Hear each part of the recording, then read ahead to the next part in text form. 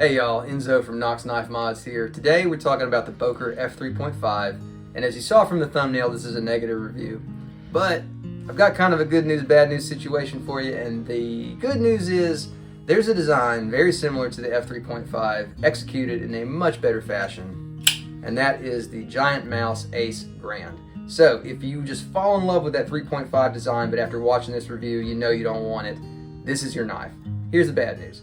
Costs twice as much, but it's completely worth it. The quality and the materials, everything on board, the steel, everything is a huge improvement, and I do highly recommend this knife. So without further ado, we'll dive into the meat and potatoes of this review. We'll find out what makes the Boker F3.5 suck so much, which really hurts me to say because I love the design, everything about it. But anyway guys, we'll get into it. Just wanted to give you that little introduction and let you know this knife is out there. It's why I don't have the 3.5 anymore. I decided to just return it and save up for the better option. So again, this is the Giant Mouse Ace Grand in L-Max and micarta. It's a liner lock. Excellent, excellent option. It's also a Vox Nest design, just like the 3.5. So without further ado guys, let's get into the 3.5. Hey y'all, thanks for stopping by. Infinite Enzo here, and tonight we are taking a look at the Boker F3.5. This is a Jesper Vox Nest design, and it is my first Vox. I'm pretty excited about it.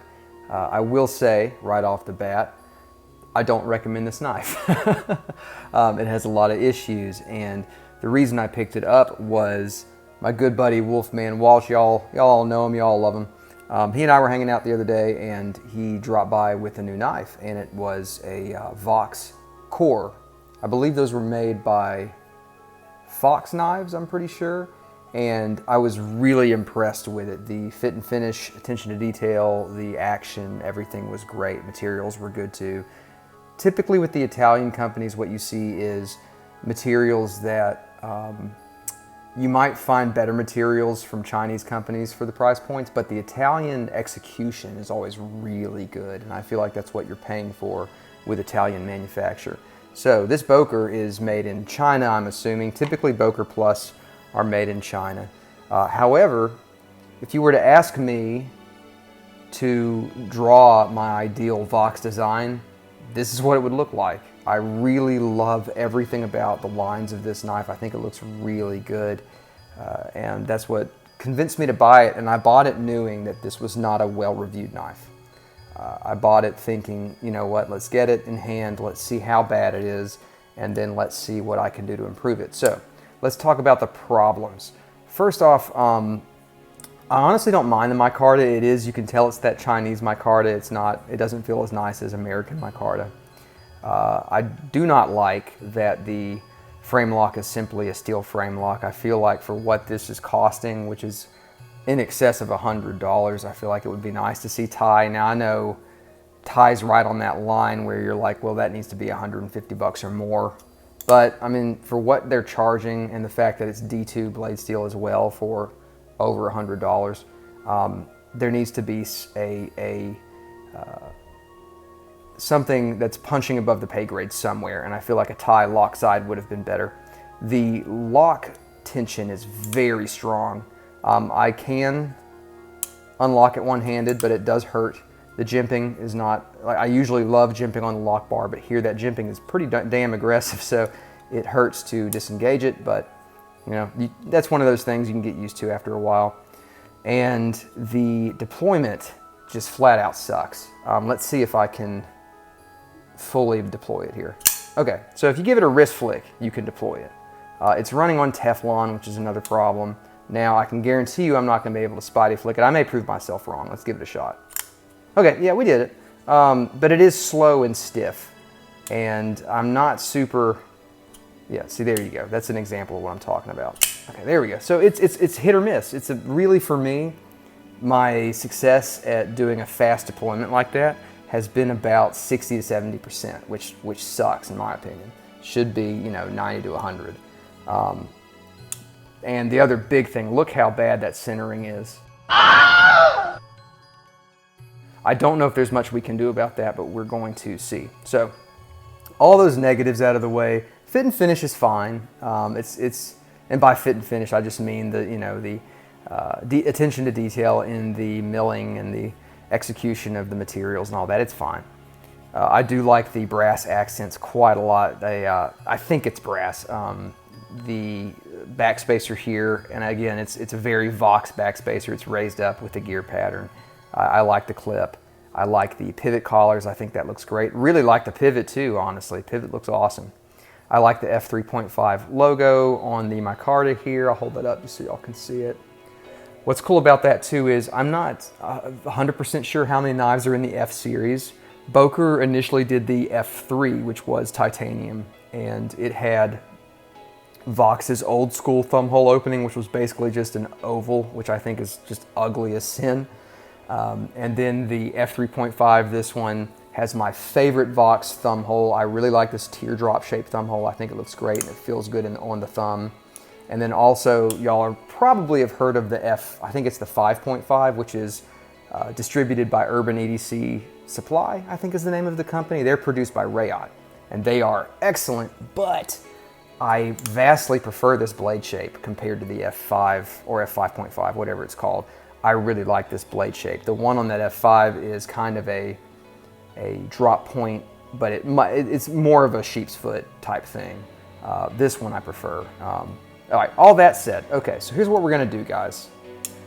I have some extra washers, phosphor bronze washers. We're going to take out the Teflon washers out of this knife, see if we can replace them with these bronze ones. I know they'll fit, so it's not a question of them fitting, it's a question of, will this improve the action? Will this lead to blade play? I really have no idea. We're just doing this right off the cuff. So it's a T8 on the pivot. Let's dive right in here.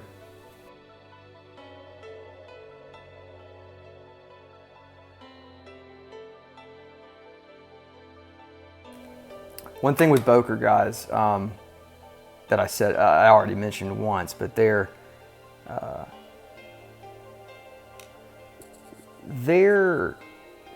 hardware tends to be, they tend to run it soft. I don't know where they acquire their hardware from. I'm sure it's Chinese, but it tends to be soft. So take care when you're working on a Boker knife. Take care with the screws and the pivot.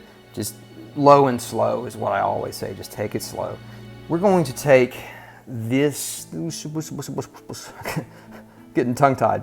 We're going to take this probably the way that it came off of the Tangram knives. So what Tangram did was they had a Teflon disc on the outside of the phosphor washer, and they had the washers double stacked. So on either side of the blade you had two phosphor washers, and on the side facing the handle scales you had a Teflon disc. I've seen a lot of companies do this. Most famously, probably the Dimcos are known for doing that. Also the Ontario Rats, those do this, and the Rats have excellent action. The Dimco knives have excellent action. So you know what, we're gonna do that. We're just gonna start right off the bat with that. And there's no need to oil the outside of it. Let's see how thick these Teflon washers are on the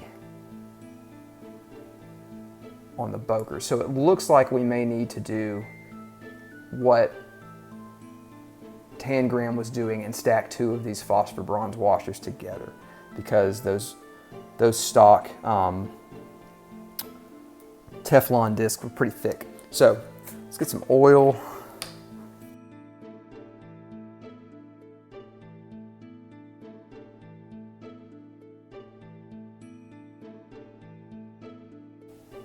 I just think this knife looks so damn good, and then you get it in hand and you're just like, come on, Boker, come on, guys, you know? Let's go ahead and drop the stop pin in place. So this stop pin, there is a short side and a long side, and I think I'm holding it correctly. Yes, I am. Okay, so the short side goes into the steel side, and the long end goes into the micarta side, just for your edification.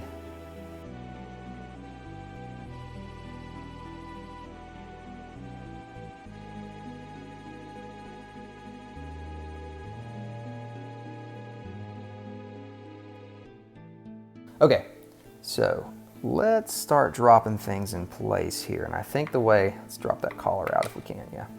The way I want to do this, we're going to go ahead and put our T6 on. And we're going to thread, maybe straighten that there we go. We're going to thread these screws back through the micarta and into the back spacer here. And I think that's going to be the best way to get this side back on. Again, I don't know if I don't know if it's threaded, but I don't want to just shove it through. We'll leave that like that. It's like a weird feeling. It almost feels like it's kind of halfway threaded and kind of not. Not a reassuring feeling at all. See right here, it's tightening up on me as if it is threaded. Don't know what's going on right there.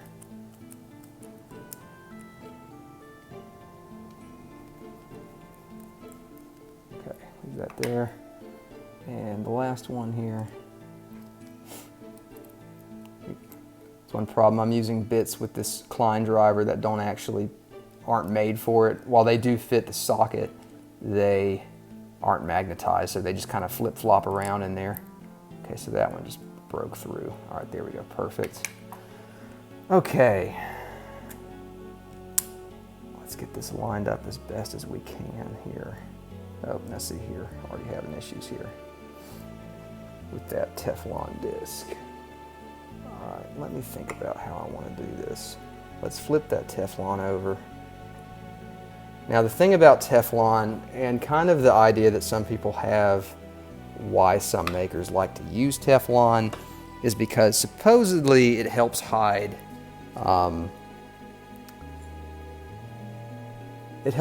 like play and things like that. I can't speak to that. I know a lot of makers really like Teflon, so I feel like there's probably something else there that we laymen don't know about or can't appreciate. All right, there we go, perfect. I think we are perfectly lined up. Let's drive in these screws, these body screws. I would love to hear from a maker though, just directly from the horse's mouth, why they like Teflon, because I'm sure, like I said, I'm sure there's a legitimate reason for it. I'm sure it's not just like, oh, it helps me hide issues with my knife. Okay, tightening up quite a bit. I don't like that. Okay, why are you tightening up on me? Oops. Let's back that out a bit and try to drive it again. This is the kind of thing I'm talking about where it's just like all of a sudden you have an issue that you shouldn't be having. Okay, we're going to take this one out entirely and we're going to try to swap it with the third one. All right, let's get this one out. We're going to keep trying to get this one out here because I don't think that it's going to thread properly. Come on out. Okay, now it's threading. Okay, this is the kind of stuff that I'm talking about with Boker. It's like, what's happening here? Okay, that's tight. And let me get that back in there. All about professionalism here, as you can see.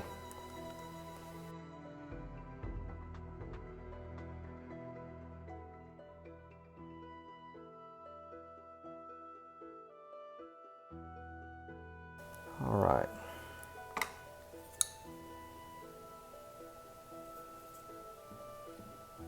No up and down play. There's a hair of side to side. All right. Let's try to loosen that up a bit.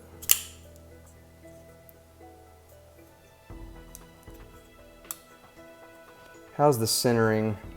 Centering is still bad. Is it rubbing?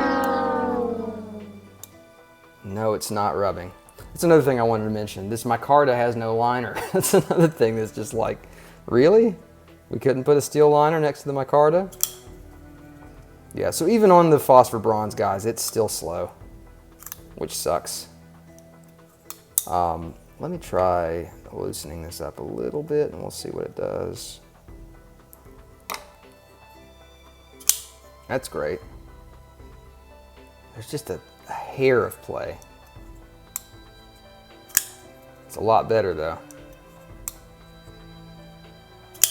Oh yeah.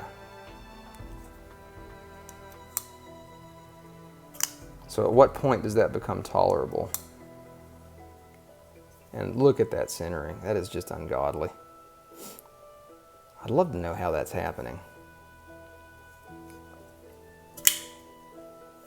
Well, it's a incremental improvement, guys. Honestly, was it worth doing? Yeah, maybe. Well, guys, my gut reaction is that you should avoid this knife. Even though we tried, and I'm glad we tried, I don't think this was necessarily a success. So, long story short, now that you've watched the whole video, man, you need to really like this design for me to say, like, yeah, go ahead and get it, which is a damn shame because it's a beautiful design. I love the design, but it's just not, the execution is just poor. It's poor. Look at that. Oh, God. Yeah, so I don't know. I may be putting the Teflon back in and sending this bad boy back. I don't know yet, but all right, guys. Well, thanks so much for joining me.